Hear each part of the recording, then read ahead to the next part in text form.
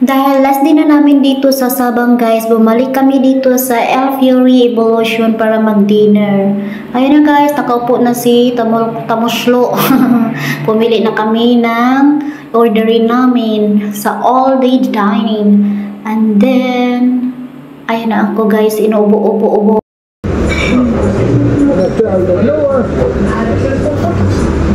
One more choice.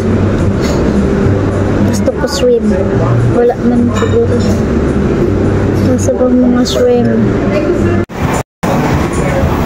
Last time? No, our complimentary is soup. Pumpkin, and now is this one. Bread. This one is cheese. Butter. Let's go. You eat. You cannot eat your food na. You will be full.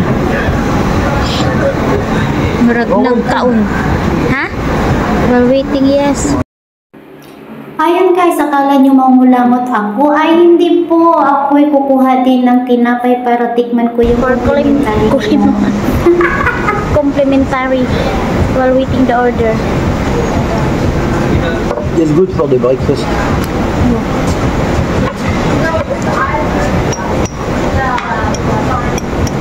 I don't like butter.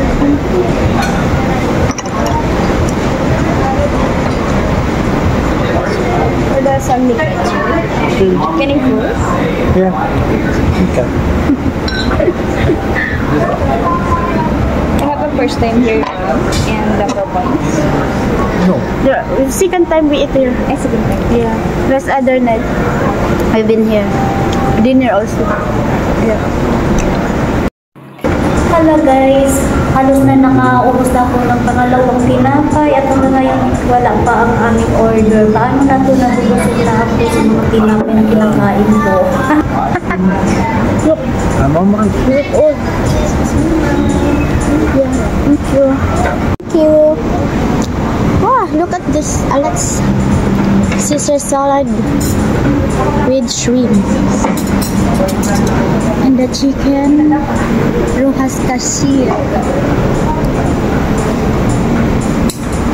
Looks delicious na oh. The chicken. Wait na.